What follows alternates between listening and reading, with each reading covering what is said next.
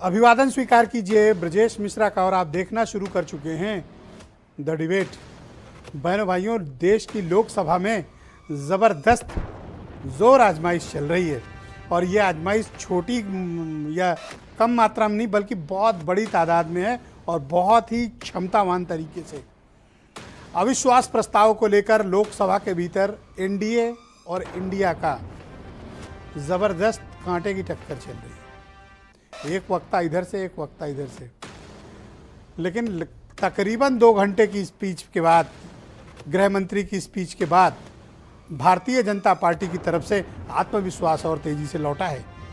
राहुल गांधी की स्पीच ने कितना असर अपोजिशन पर डाला है, क्योंकि राहुल गांधी की स्पीच मोस्ट अवेटेड स्पीच में से एक रही है। क्या राहुल गांधी इम्पैक्ट छोड़ पाए? क्या होम मिनिस्टर उनको प्रॉपर रिप्लाई कर पाए? और अभी फाइनल बाकी है। कैसे? कल प्राइम मिनिस्टर बोलेंगे, तो जाहिर सी बात है कि अभी मामला खत्म नहीं हुआ, अभी ये मसला बहुत आगे जाएगा और इस बार का अविश्वास मत इस देश की राजनीति के बड़े डिवीजन का भी इशारा कर रहा है। आज हमारी चर्चा का मुख्य केंद्र बिंदु यही होगा। बहन भाइयों, इस देश की लोकसभा में मैं आपसे कह रहा था कि नज़र रखने की ज़रूरत है देश की राजनीति पर। इन दिनों देश की राजनीति एक ऐसे चौराहे पर पहुंच गई है जहां उसे टर्न लेना है। ये टर्न किसके हक में होगा और किसके नुकसान में, इसका अध्ययन और विश्लेषण करने की आवश्यकता है। इसीलिए हम डिबेट करते हैं। डिबेट के जरिए हम किसी भी राजनीतिक दल की विचारधारा, आने वाले चुनाव में भारत के भविष्य को लेकर उसकी योजनाएं, उसकी नीयत क्या है, मुद्दों को लेकर उसकी सोच क्या है और इस देश की समस्याओं के बारे में उनकी ओपिनियन क्या है। इसीलिए संसद में बहस होती है, इसीलिए हम लोग भी डिबेट करते हैं। इन दिनों आज जो डिबेट चल रही है, मैं उम्मीद करता हूं कि हमारे अधिकांश दर्शकों ने आज की 2 मोस्ट हाई प्रोफाइल स्पीच सुनी होंगी। पहली मोस्ट अवेटेड स्पीच थी मॉर्निंग में दोपहर 12 बजे राहुल गांधी की 37 मिनट की स्पीच और तकरीबन 15 मिनट मणिपुर पर फोकस। राहुल गांधी आज पहले की तरह आक्रामक नहीं थे। हालांकि ये उम्मीद की जा रही थी कि राहुल मणिपुर घटना के बाद और जो कुछ भी भारत जोड़ो यात्रा के पश्चात और जो उनके डिस्क्वालिफिकेशन और फिर रेस्टोरेशन के दौरान हुआ, राहुल काफ़ी आक्रामक रहेंगे। लेकिन उन्होंने कहा डरने की ज़रूरत नहीं है, आज मैं हमले नहीं करूंगा, बस 2-3 गोला मारूंगा। एक प्रश्न यहाँ खड़ा होता है, इतने उपयुक्त मौके के बाद भी, इतना ज़बरदस्त फोरम मिलने के बाद, पूरी देश की मीडिया, पूरे देश भर के लोग आंख लगाए बैठे थे, कान लगाए बैठे थे, राहुल क्या बोलेंगे। राहुल ने जब ये कहा वो हमला नहीं करेंगे, आक्रामक नहीं होंगे, तो ये लग गया कि राहुल गांधी आज हमलावर नहीं होंगे। उन्होंने कहा 1-2 गोले तो 1 ही 2 गोले दागे। लेकिन आज के इस अवसर को राहुल गांधी बहुत बड़े इवेंट के तौर पर तब्दील भी कर सकते थे। लेकिन अब ये उनके सलाहकार या वो तय करें कि उन्होंने आज ऐसा क्यों हुआ। लेकिन सदन के भीतर मणिपुर के मसले को लेकर राहुल गांधी आक्रामक रहे, इसमें कोई दो राय नहीं। राहुल गांधी ने मणिपुर के मुद्दे को लेकर भारत की सरकार और रूलिंग पार्टी बीजेपी पर बहुत ही करारा हमला किया। राहुल ने कहा कि भारत माता की हत्या हुई है, हिंदुस्तान की हत्या हुई है। गृह मंत्री ने उनको जवाब दिया है। दूसरी हाई प्रोफाइल स्पीच, और बीच में स्मृति ईरानी की भी हुई। स्मृति ईरानी ने प्रतिपक्ष को घेरने में कोई कमी नहीं की और एक मुद्दा भी, कंट्रोवर्सी भी उठी, फ्लाइंग किस की। लेकिन गृह मंत्री की स्पीच के बाद राहुल और गृह मंत्री की स्पीच की अत्यधिक चर्चा हो गई। होम मिनिस्टर ने स्टेप बाय स्टेप जवाब दिया, 2 घंटे जवाब दिया, कश्मीर से लेकर मणिपुर तक, बीजेपी की राजनीति की और भविष्य की योजनाओं की। और इस बात को भारत के गृह मंत्री ने ओपनली एक्सेप्ट किया कि मणिपुर में जो कुछ भी हुआ वो शर्मसार करने वाला है। सरकार के तौर पर भी वो शर्मिंदा महसूस कर रहे हैं। मणिपुर के मुद्दे को लेकर विपक्ष ने पूरे मानसून सत्र के दौरान सत्ता पक्ष को घेरने में बहनों भाइयों कोई कमी नहीं की है। हर प्रकार से घेरा है, हर प्रकार से पकड़ने की कोशिश की है। लेकिन चूंकि सदन में समय सिर्फ उतना मिलता है जितने आपके पास मेंबर ऑफ पार्लियामेंट होंगे। जाहिर सी बात है कि इस पूरे अभियान में अत्यधिक समय किसको मिलेगा? नो कॉन्फिडेंस मोशन में बीजेपी और उनके गठबंधन को। क्यों मिलेगा? क्योंकि number of member of parliament के पास ज़्यादा है। लिहाजा विपक्ष अगर 2 बार बोलेगा, रूलिंग पार्टी के पास 4 बार बोलने का मौका है। इसलिए 2 लोग जब इधर से बोलते हैं तो 2 इधर से भी, 4 इधर से आते हैं। लेकिन मणिपुर की घटना के बहाने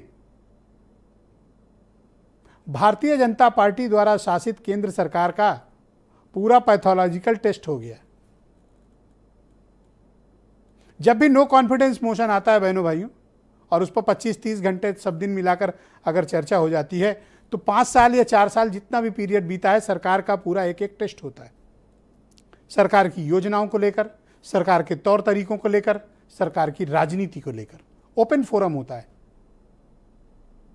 और इस ओपन फोरम में जो चर्चा हुई है, निश्चित तौर पर बीजेपी को भी पता चल गया है कि उसके लिए 2019 जैसा आसान नहीं है। 24 का मुकाबला आसान नहीं है बीजेपी के लिए। ये उन्हें बात समझ में आ गई है। क्यों?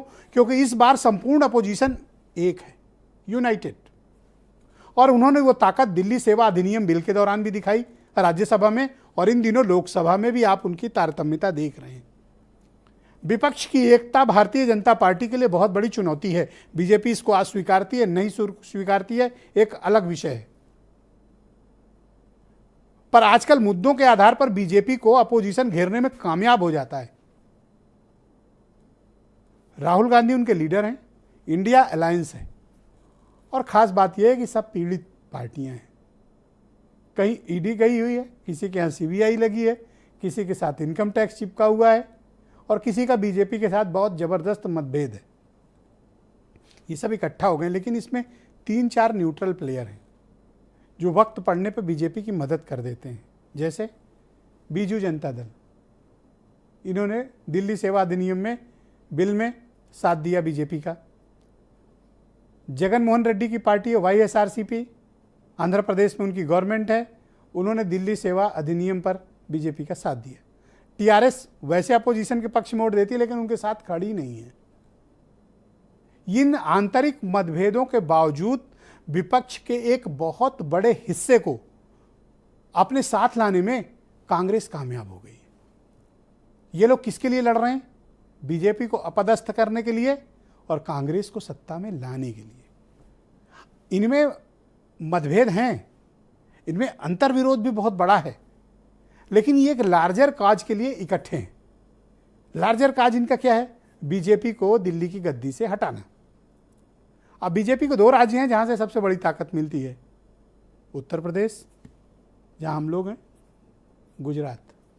ये बीजेपी के 2 ऐसे पावर हाउस हैं कि उसे कहीं नुकसान भी होता है तो भरपाई करने के लिए ये 2 बड़े अकाउंट उसके पास मौजूद हैं। लिहाजा अगला चुनाव बहनों भाइयों, दिल थाम के बैठिए, बहुत ज़बरदस्त होने जा रहा है। इसलिए मैंने पिछली डिबेट में भी कहा कि 2024 का इलेक्शन पे लोग किताबें लिखेंगे और अपनी आने वाली पीढ़ियों को और लोगों को बताएंगे कि उन्होंने 24 का इलेक्शन देखा है। क्यों? क्योंकि ये बहुत ज़बरदस्त मुकाबला है विपक्ष के लिए, डू और डाई। इस बार नहीं तो कभी नहीं, इस बार नहीं हुआ कभी नहीं होगा। और बीजेपी भी कह रही है तीसरी बार सरकार बनाएंगे, क्योंकि बीजेपी को भी पता है कि अगर एक बार अपोजिशन उसका किला भेद ले गया तो फिर 1-2 दशक तक उसके चांस हैं नहीं दिल्ली तक पहुंचने के। लिहाजा लड़ाई बहुत बड़ी है। संपूर्ण विपक्ष या विपक्ष का बहुत बड़ा हिस्सा बनाम एनडीए जो बीजेपी के नेतृत्व में। आज कुछ महत्वपूर्ण बयान जिसमें राहुल गांधी, स्मृति ईरानी और अमित शाह के स्टेटमेंट आप सुने, फिर हम इस डिबेट को आगे बढ़ाएंगे। मान्यवर, ये ना ही किसान हितैषी है, ना एक गरीब हितैषी है, ना एक पिछड़ा हितैषी है। उनको अपने परिवारों के अलावे किसी का ध्यान नहीं है। और इसलिए मोदी जी ने आज कहा है, 9 तारीख को आज कहा है, 9 अगस्त को, परिवारवाद ट्वीट इंडिया, भ्रष्टाचार और तुष्टीकरण। मैं मणिपुर में अपनी मां की हत्या की बात कर रहा हूं। मैं आदर से बोल रहा हूं, आपने मेरी मां की हत्या की मणिपुर में। एक मेरी मां यहां बैठी है, दूसरी मां को आपने मणिपुर में मारा है। और हर रोज हिंसा को बंद नहीं करोगे तब तक आप मेरी मां की हत्या कर रहे हो। हमारे राष्ट्र के संसदीय इतिहास में आज तक भारत मां की हत्या की बात करने वाले कभी भी बैठकर मेज नहीं थपथपाते। कांग्रेसियों ने बैठकर मां की हत्या के लिए मेज थपथपाई है।